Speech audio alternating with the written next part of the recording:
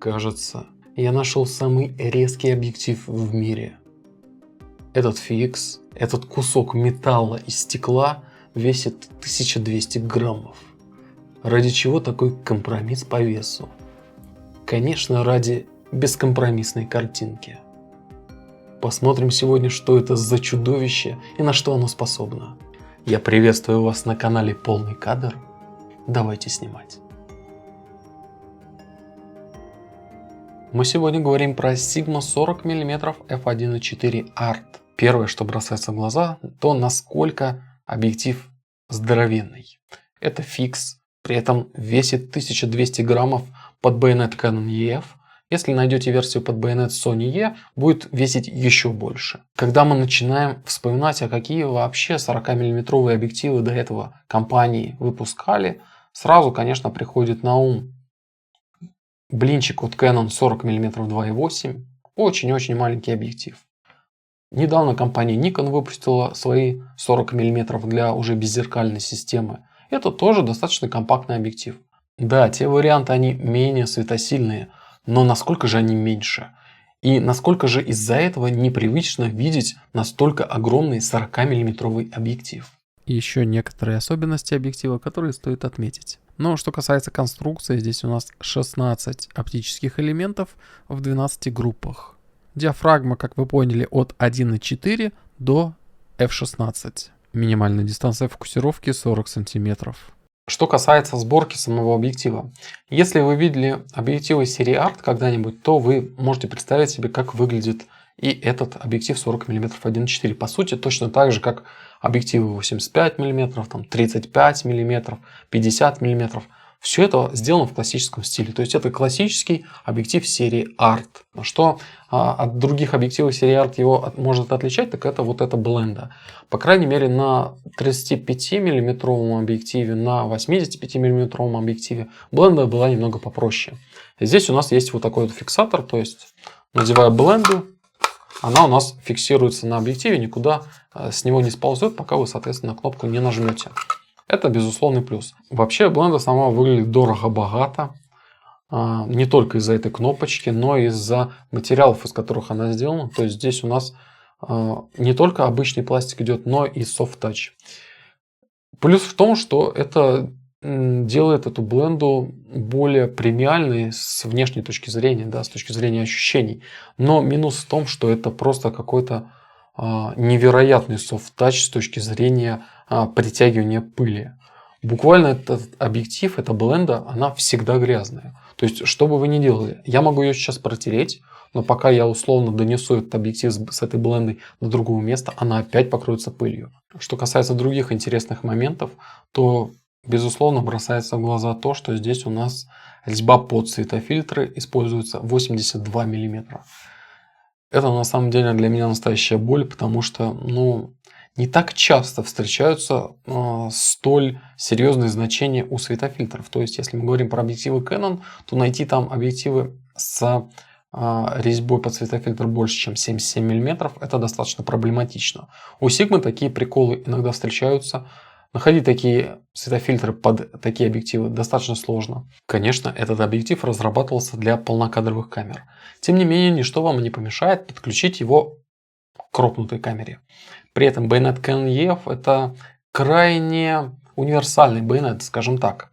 То есть можете подключать этот объектив к беззеркальным, к зеркальным камерам Canon. Пусть это полнокадровые будут, кропнутые камеры, неважно.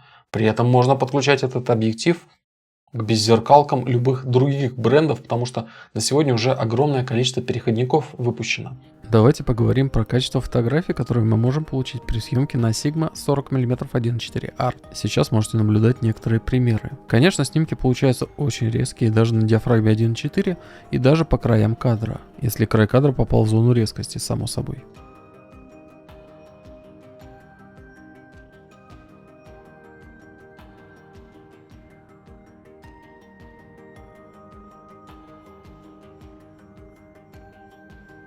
Что касается боке, на паре примеров вы можете его видеть. я бы не назвал боки примечательным. Все-таки объектив стремится к идеалу с точки зрения резкости, соответственно, и хроматических аберраций у него по минимуму. И тут мы получаем довольно ровное и ожидаемое боке. То есть для 40 мм диафрагма 1.4 это примерно то, что многие и ждут. Когда этот объектив только вышел, Sigma его представила как кинообъектив. Ну, не как исключительно там кинообъектив, как объектив в первую очередь для кино, но на который вы можете там и пофотографировать. На сегодняшний день, мне кажется, это немного странно, потому что мы знаем, что сейчас есть различные кинолинейки объективов.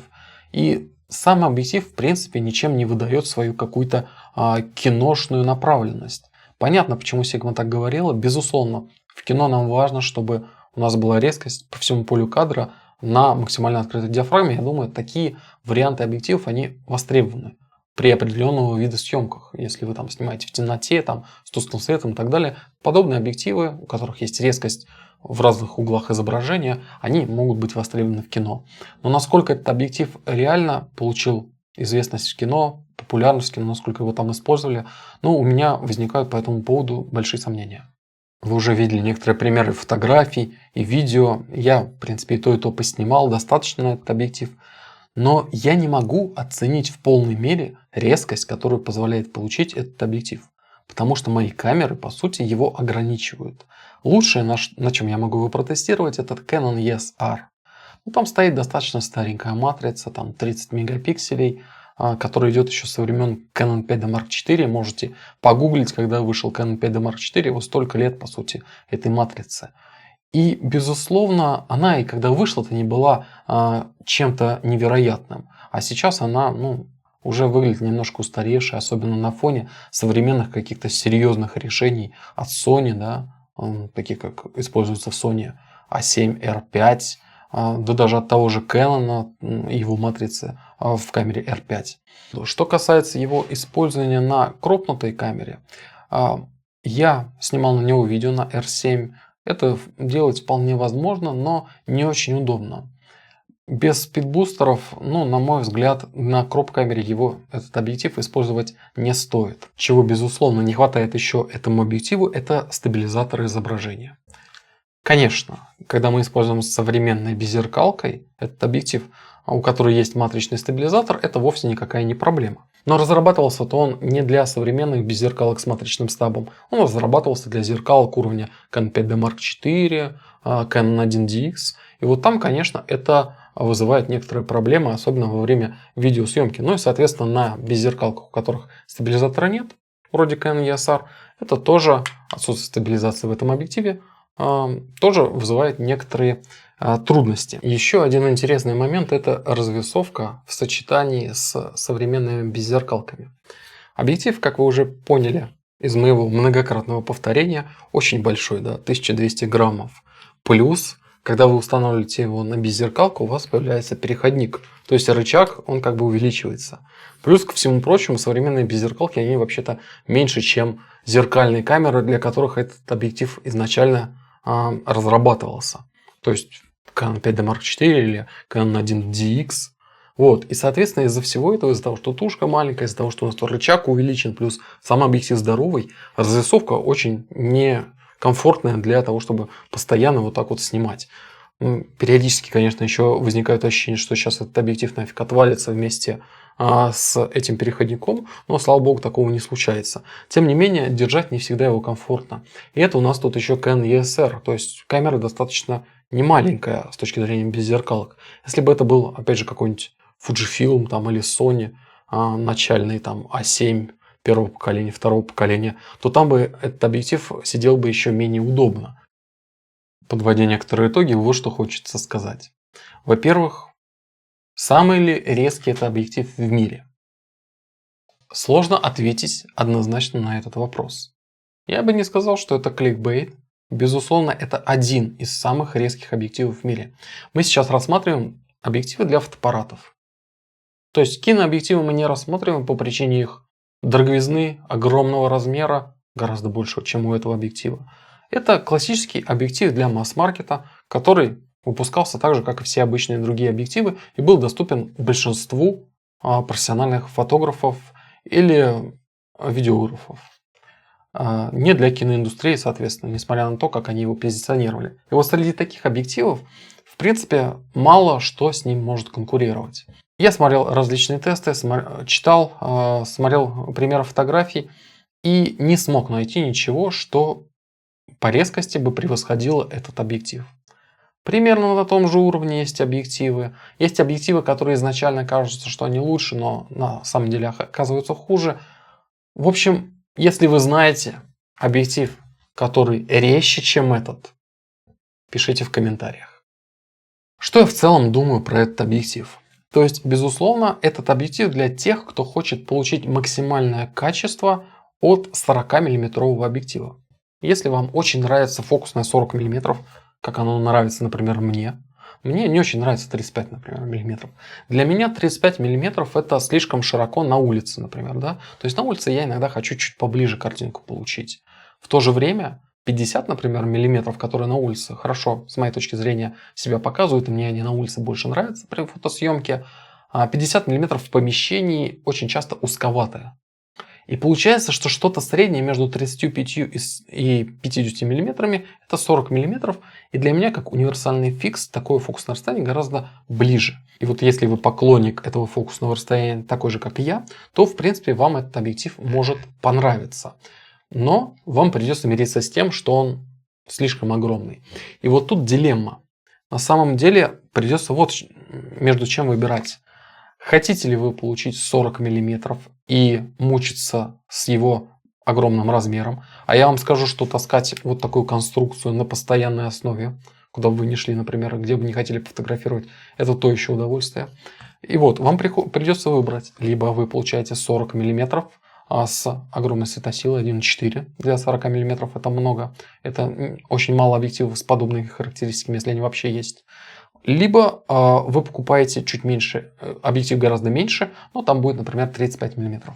Первое, что приходит в голову, когда я думаю про качественный небольшой объектив на 35 мм, диафрагма 1.4, это один из последних Sony 35-1.4 GM. Вот это объектив, он намного меньше. При этом по резкости он, если и уступает, то совсем не сильно. При этом он пересчитан на современные камеры, на беззеркальные камеры. И на камерах Sony он выглядит сверхкомпактно по сравнению с этим зверем. И вот я не могу однозначно сказать, что если бы у меня, например, если бы я был владельцем Sony, то, скорее всего, я бы выбрал более компактный объектив и наплевал бы на то, что там вот эти 5 мм разницы в фокусном есть, которые мне, конечно, создают некоторые неудобства. Мне кажется, что сейчас в современном мире, в 2024 году там, и так далее, и в 2025, 2026 и так далее, мне кажется, что все-таки нужно делать ставку на компактные размеры, тем более, что современные объективы, пересчитанные под беззеркальные камеры, позволяют вам получить небольшой размер и вес при сохранении хороших оптических свойств. Вполне возможно, что качество получаемой картинки этим объективом достигается за счет того, что он рассчитан на более крупные, чем полнокадровые матрицы. То есть многие говорят, что объективы Sigma Art могут покрывать площадь кадра, как у Fujifilm GFX 100, например. То есть их можно использовать даже на современных цифровых среднеформатниках. То есть настолько он большой кадр. Из-за того, что часть кадра отрезается на полнокадровой камере, вы получаете большую резкость по углам. Ну, то же самое, как если вы будете полнокадровый объектив использовать на кроп-камере. Принцип примерно такой же. Надеюсь, вы поняли, о чем я говорю. Итак, объектив, безусловно, хорош, безусловно, крайне резок, но слишком громоздкий, слишком большой, слишком тяжелый. В остальном замечательное стекло для ценителей. А сегодня на этом все. Обязательно подписывайтесь на канал, обязательно комментируйте, купили бы вы себе такой объектив или нет, какие, возможно, вы еще в нем видите недостатки или преимущества лично для вас. Пишите обо всем в комментариях. Спасибо за внимание. Подписывайтесь на канал. До скорых встреч. С вами был Полный кадр. Делайте правильный выбор.